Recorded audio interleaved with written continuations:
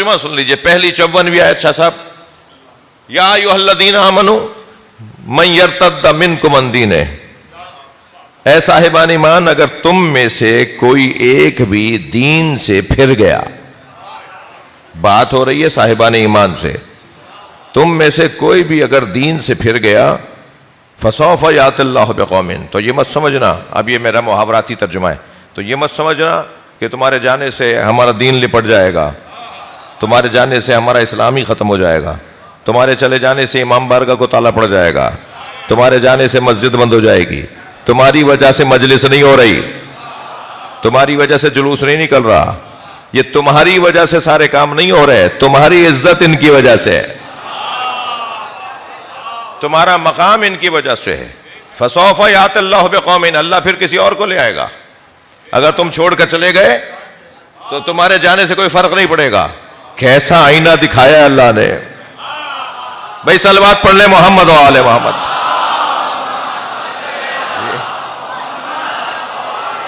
بہت بڑا مجمع ہے, باہر تک لوگ بیٹھے ہوئے ہیں, بلند تر صلوات پڑھیں گے. اللہم صل علی. بات آگے بڑھے. اللہ آئینہ دکھا رہا ہے, خبردار اپنے قد میں رہو, اپنے ہولیے میں رہو, اپنے کپڑوں میں رہو, باہر مت نکلو, اپنی حدوں سے باہر نہ نکلو, اپنے آپ کو سب کا وڈیرا مت مانو, اپنے آپ کو سب کا چودھری مت مانو. بہت سارے لوگوں کی وجہ سے بڑی خدمتیں ہو رہی ہیں, اور کچھ لوگوں کو تو کل کے جاتے ہوئے آج ہی چلا جانا چاہیے, اس لیے کہ ان کی وجہ سے کام رک رہے ہیں. تو اب ہر آدمی اپنے آپ کو تولے کہ وہ کہاں کس لیے کیا کر رہا ہے. یہ قرآن نہیں ہوتا نا تو آپ ناراض ہو جاتے مجھ سے, باتیں تھوڑی سی ایسی ہو رہی ہیں. یہ قرآن ہے, یہ آیت ہے, اللہ کہہ رہا ہے فسوف یأتی اللہ بقوم. پھر اللہ ایک اور قوم کو لے آئے گا. جاؤ گے تم ایک, آئے گی جمع. تم جیسوں کے جانے کا تو فائدہ ہی ہے, تم ایک جاؤ گے اللہ بہت ساروں کو بھیجے گا. تو اے صاحبان ایمان, کل کے جاتے ہوئے آج چلے جاؤ, اے صاحبان ایمان تمہارے جانے سے کوئی فرق نہیں پڑے گا. فسوف یأتی اللہ بقوم, اللہ ایک اور قوم کو لے آئے گا جس کے اندر یہ 6 صفتیں پائی جائیں گی. اب یہ 6 صفتیں نہیں ہیں, 6 کلاسیں ہیں. یہ 6 کلاسوں سے گزرو تو اللہ کی ولایت سمجھ میں آئے, یہ 6 کلاسوں سے گزرو تو رسول اللہ کی ولایت سمجھ میں آئے, اور علی کی ولایت سمجھنے کے لیے تو سلمان کا مزاج بنانا پڑے گا. صلوات پڑھ لیں ذرا نبی کی ذات پر.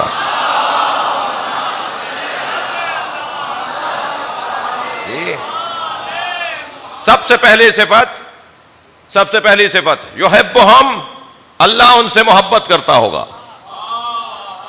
ارے کتنا بڑا کام ہے بھائی, اللہ ان سے محبت کرتا ہوگا. سب سے پہلی نشانی, پہلی علامت, پہلی صفت, اللہ ان سے محبت کرتا ہوگا. یحبہم یحبونہ, وہ بھی اللہ سے محبت کرتے ہوں گے. بات دو طرفہ ہے, معیار اتنا اونچا ہے. اچھا اس وقت مجلس میں اسکول چلانے والے لوگ بھی بیٹھے ہوں گے, کالجز اور یونیورسٹیز کے پروفیسر حضرات اور وائس چانسلر حضرات بھی ممکن ہے بیٹھے ہوں یا سن لیں. ٹھیک ہے, اسکول کا جو ذمہ دار ہوتا ہے نا, وہ اتنا اونچا معیار رکھتا ہے, اسے اس سے فکر نہیں ہوتی کہ 1000 بچوں میں سے مثلاً 1000 کو پاس ہونا چاہیے. وہ پاس ہونے کو معیار قرار, میں بات ان کی کر رہا ہوں جو اسکول خدمت کے لیے چلا رہے ہیں, جو تعلیم کی خدمت میں کام کر رہے ہیں. وہ کہتا ہے کہ ان میں سے پھر مجھے ان چند لوگوں کو نکالنا ہے. یہ ماحول تو 1000 لوگوں کا ہے, تو اب کس معیار کی ولایت تک پہنچنے کے لیے کس معیار کو اللہ نے قرار دیا ہے, ایک کلاس بتا رہا ہے اللہ. کلاس کیا ہوگی؟ سب سے پہلے یحبہم, اللہ ان سے محبت کرتا ہوگا. اللہ کی محبت کے تقاضے اور ہیں, اور بندے کی محبت کے تقاضے اور ہیں. اللہ کی, میں تفسیر میں جاؤں گا تو مجھے خوف ہو رہا ہے کہ بہت دیر پہلے ہی ہو چکی ہے. یحبہم, آپ ترجمہ سن لیجئے, کہیں میرا دیکھتا ہوں کہ کہاں مجھے رک جانا چاہیے تھوڑی دیر کے لیے. یحبہم, اللہ ان سے محبت کرتا ہو. یحبونہ, وہ بھی اللہ سے محبت کرتے ہوں گے. تیسری صفت کیا ہے؟ اذلۃ علی المؤمنین, وہ مومنین سے اکڑتے نہیں ہوں گے, مومنین سے لڑتے نہیں ہوں گے, وہ مومنین سے تکبر نہیں کریں گے. کیسا قاعدہ ہے؟ مومن رحماء بینہم، جن کی ایک صفت یہ ہے کہ وہ آپس میں رحیم ہے، آپس میں مہربان ہے. سارا زور، ساری طاقت، سارے پیسے، سارا بازو کا دم اپنوں پہ ہی نکالنا ہے. تم میں جرأت ہے تو جاؤ اسرائیل، جا کے یہودی سے لڑو. تم جا کر لڑو ان لوگوں سے کہ جو مسلمانوں کو پریشان کیے ہوئے ہیں. مگر نہیں ہے تو سارا زور اپنوں پہ نکالنا ہے. ساری لڑائیاں آپس میں ہی ہونی ہیں. یار میں عمومی بات کر رہا ہوں، آپ کو کوئی خفا نہ ہو میری بات سے.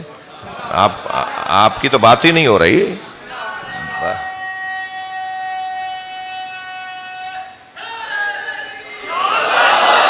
اذلۃ علی المؤمنین، مومنین کے سامنے خاکسار.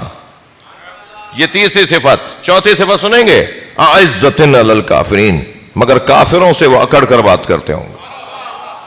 جی یہ چوتھی صفت. پانچویں صفت سنیں، یجاہدون فی سبیل اللہ، مسلسل اللہ کی راہ میں جہاد کرنے والے. ہاتھ پر ہاتھ رکھ کر بیٹھنے والا علی والا نہیں ہوتا. مسلسل جد و جہد، مسلسل کوششیں، کچھ نہ کچھ کرتے رہنا، کچھ نہ کچھ خدمت کرتے رہنا. یجاہدون فی سبیل اللہ.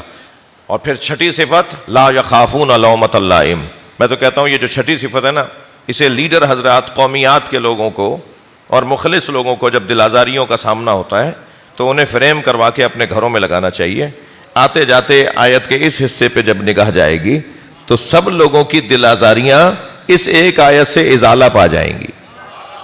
اور وہ جملہ کیا ہے؟ لا یخافون لومۃ لائم. آیت کا حصہ، خبردار ملامت کرنے والوں کی ملامت سے وہ خوف زدہ نہیں ہوتے. ساری دنیا مذمت کرتی رہے، اللہ راضی ہے. سب مذمت کرتے رہیں، رسول اللہ خوشنود ہیں. ساری دنیا ایک طرف ہو جائے، علی مولا راضی ہے. کوئی پریشانی کی بات نہیں ہے.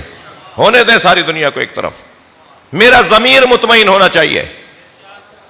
اندر کا سپاہی آواز دے. کسی باہر والے سپاہی سے روک ٹوک کی ضرورت کیا ہے؟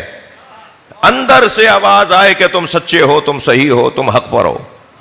اور اگر اندر سے ہی مذمت آ رہی ہے، اندر سے ہی ناراضگی آ رہی ہے تو بس یہ کمزوری ہے.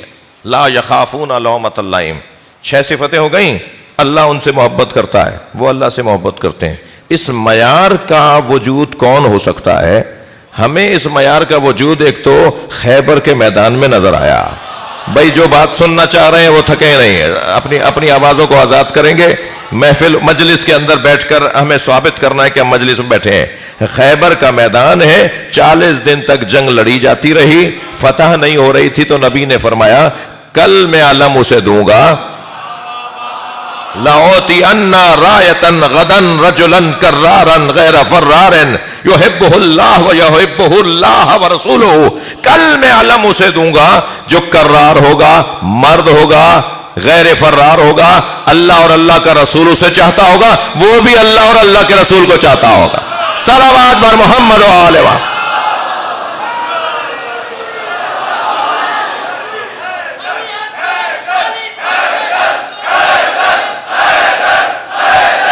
ماشاءاللہ ماشاءاللہ. بلند تر صلوات نبی اور آل نبی پر. اللہم صل علی محمد و آل محمد.